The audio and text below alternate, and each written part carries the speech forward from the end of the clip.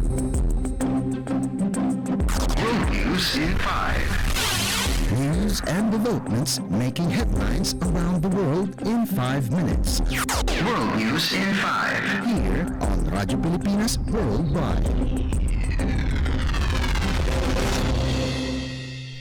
This is World News in 5 here on Radyo Pilipinas World Service. China's top diplomat recognized Saudi Arabia and Iran's continued steps to improve their relations, saying the actions of the two countries paved the way for more reconciliation in the Middle East.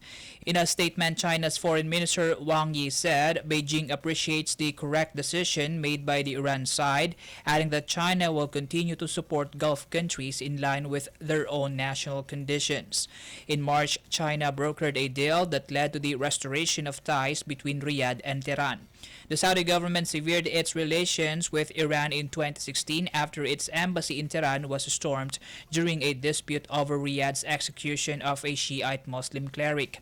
The tension stretched for years through what analysts believe were Saudi-Iran proxy wars from Yemen to Syria and elsewhere. Meanwhile, aside from Saudi and Iran's stabilizing relations, Wang on Monday also gave a comment on Iran's nuclear program, saying the issue can be fundamentally resolved through the restoration of integrity and effective implementation of the Joint Comprehensive Plan of Action.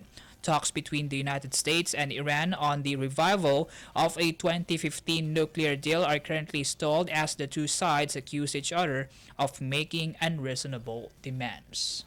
World News in 5. Here on Radyo Pilipinas Worldwide.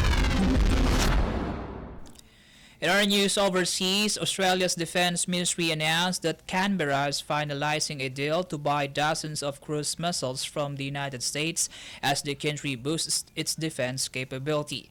According to the ministry, the government has decided to purchase more than 200 Tomahawk cruise missiles from the U.S. for approximately $1.3 billion to enhance the Australian Defence Force's strike capabilities and hold an adversary at risk at longer ranges, calling it a critical capability as it has a range of 1,500 kilometers. It said the missiles will be deployed with the Royal Australian Navy's Hobart class destroyers. In addition to this, the ministry said the government has approved the acquisition of more than 60 advanced anti-radiation guided missile extended range missiles from the U.S. that will be used to target enemy radar systems.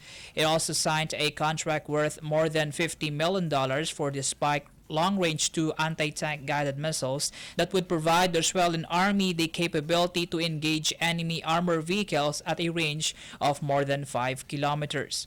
In a statement, Australian Defence Minister Richard Marles called the acquisition of the said weapons an investment in Australia's defence capabilities that would keep the country safe from the complex and uncertain world today.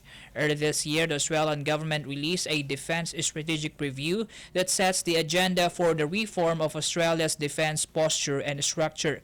Vowing to act on the review's recommendations last April, Australian Prime Minister Anthony Albanese stressed the need to build strength in Australia's security by seeking to shape the future rather than waiting for the future to shape Australia. World News in 5. Here on Radyo Pilipinas Worldwide. For our Philippine Embassy news, the Philippines, through its embassy in Dili, offered technical assistance to Timor-Leste as the Southeast Asian country pushes for more programs that address developmental needs. The commitment was made during Philippine Ambassador to Timor-Leste Belinda Antes courtesy call with Timor-Leste National Parliament President Maria Fernanda Lai at the National Parliament building in the capital city last week. During their meeting, Ambassador Ante expressed the Philippines' commitment to providing technical assistance to Timor-Leste, particularly in the long-term responses in agriculture, health, and education, as well as immediate assistance in addressing developmental challenges including maternal mortality, malnutrition, and stunting.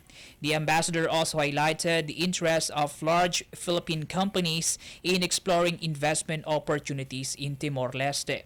On interparliamentary cooperation, the ambassador also cited the interest of Philippine legislators in conducting parliamentary exchanges with Timor-Leste National Parliament.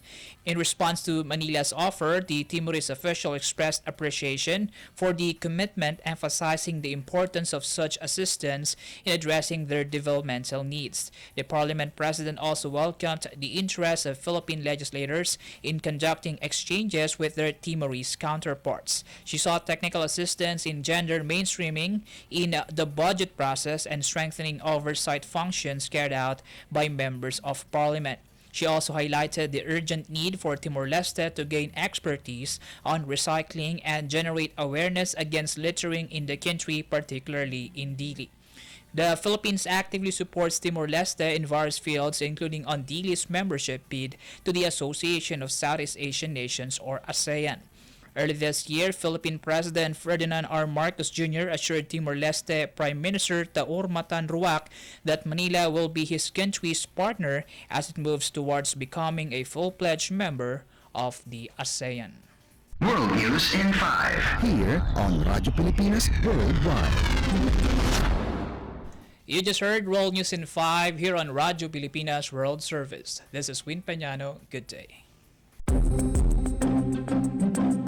World News in 5. News and developments making headlines around the world in 5 minutes. World News in 5. Here on Radyo Pilipinas Worldwide.